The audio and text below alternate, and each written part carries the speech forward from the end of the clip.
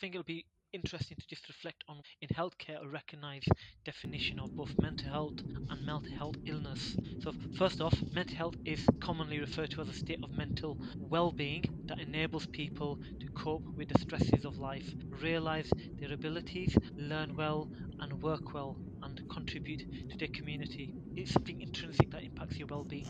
So putting that on its head, what is mental health? Illness, obviously it's an illness that affects the way people think, feel, behave, or interact with others. So clearly, that definition of mental health, encompasses a lot more and many common aspects of what many people feel. So from panic, moments of anxiety to moments of panic. But just to be clear, when we're talking about mental illness, we're talking about when there is a deterioration in that norm over a considerable amount of time. So I think the question was about, what is mental health? Mental health is your emotional well-being, is how you feel about yourself and those around you and how you are. And obviously the way how you think and how your emotions are impacts your physical being. There's a question, and it's often said that there's a big taboo about mental illness, how when that norm shifts, how people, especially within our Desi communities, recognize that. I think we can all think of examples that we've either heard of directly ourselves or we've heard from news stories where people are, diagnosed with a mental health illness or are showing signs of mental health presentation, but either loved ones and family members don't necessarily recognize it, or you just, you used a phrase before about man up, or you're just being soft, and all these negative stereotypes come into play. So it's interesting. How do we, in terms of our wider community, so not necessarily us three, but people in the whole Desi spectra, how do you guys think that they interact with people when they realize that there's a potential mental illness? Do they recognize it as a mental illness? Do they immediately refer to, well, actually, that person may have something else going on, be it substance misuse, be it they're possessed by evil spirits? This time I go to Hasnain first, then I'll come to you. Well, that's a very good question. Like I said earlier, mental health is a real issue that affects millions. I could be wrong, but it does affect a lot of people, and especially in our community. So if I had ever come across an individual who had some form of mental health issue and they declared that, then I'll be very supportive around them, and I will do my wider reading around that area just to understand that person's needs. I wouldn't be dismissive in any way, shape or form, because that's doing injustice to the person who is suffering and doing injustice to yourself because you're not really understanding the needs. So for me, I would probably do wider reading around that area. I will understand what their triggers are, and if they are, and understand what may cause them to be in that slump, if they are in a slump, or if they are in a slump, what I can do personally to help them come out of it. So if I had a relative who had issues and they were on certain medication, for instance, I would be the first one to know, okay, this is your time, and actively take an interest. Are you taking this medicine? Are you taking this time? And I think once you do show an interest in individuals who have got certain issues, I think it makes them feel better knowing the fact that we as people who don't have that issue understand their issues. So yeah, I will be supportive. I will do whatever it takes to help them.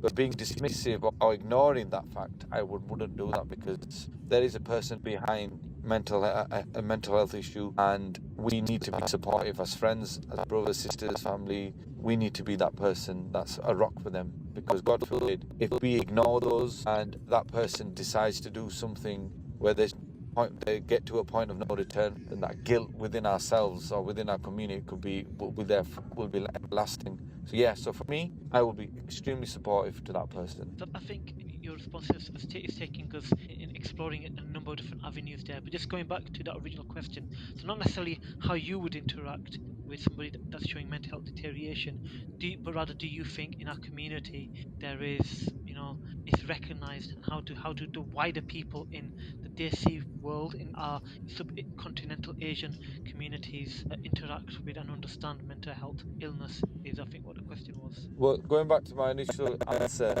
people do recognize mental health issue as being a real issue, and there are individuals who do suffer from severe depression. So it's not an idea or an illness that's been ignored. It does exist, and people do help out as best as they can. So I brought my personal experience into it. Like if I was in that situation, I will do whatever it takes to support and help that individual.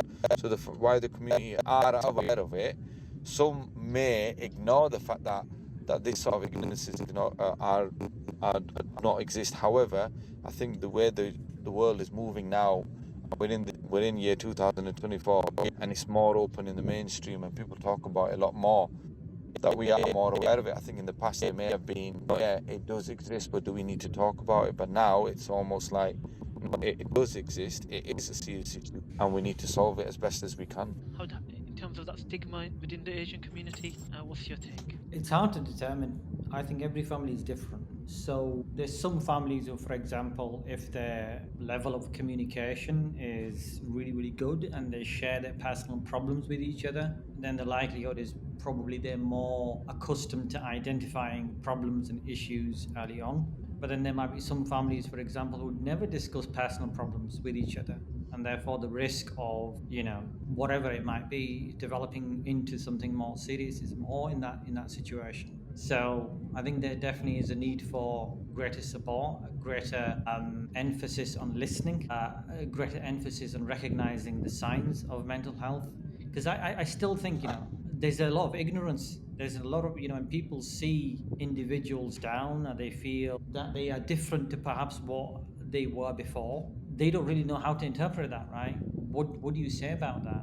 So there's definitely an issue around kind of recognition. But one thing I would say though is that I think it was a cognitive behavioral therapy or something else that talked about how human emotions are like a container, right? So there's only a finite amount of negative emotions that you can take, right? And eventually they start building up, and they build to such a level that they then start to overflow. And that's the when you start to experience all sorts of issues that mental health kind of comprises. So it's upon that individual to look after himself or herself as much as possible before it starts to overfill, right? But that requires community support, that requires family support. And I can tell you for a fact, there may very well be some people out there that might look at somebody and they've changed a little bit. Maybe they're down, maybe they're depressed, maybe they're not quite themselves. And the last thing that you should say to people that might be going through that is snap out, right? Because there's still some people who say it's nothing, just get over it, snap out of it, it's fine, and that kind of attitude can make matters far, far worse. So there's some people who are really, really good at it, and there's some people, less so. I mean, I can tell you, let's give you my own kind of personal example, right? When there was the COVID period that was going on, I was living alone at the time, and lockdown happened, and all of a sudden, the things that I relied on, i.e., work and my social circle, disappeared. So all of a sudden now you have two of your biggest pillars in life at a standstill. And so what do you do? So at that point, I definitely felt a change in my emotions, right? So I reached out to family. I reached out to family for that level of support. And I think they provided that support to some degree. But had I not had that support, I probably would have spiraled into something else. It's something that can creep up on anybody. That's probably my kind of learning going through life, is that mental health can creep up absolutely anybody, because we're all emotional creatures, right? So it's important not to be dismissive of it. It's important to recognize it for what it is, and it is a risk that anybody is open to. So yeah, in answer to your question, Isaac, every person is just different. Some people are really good at communicating and some people just aren't. Yeah, thank you guys.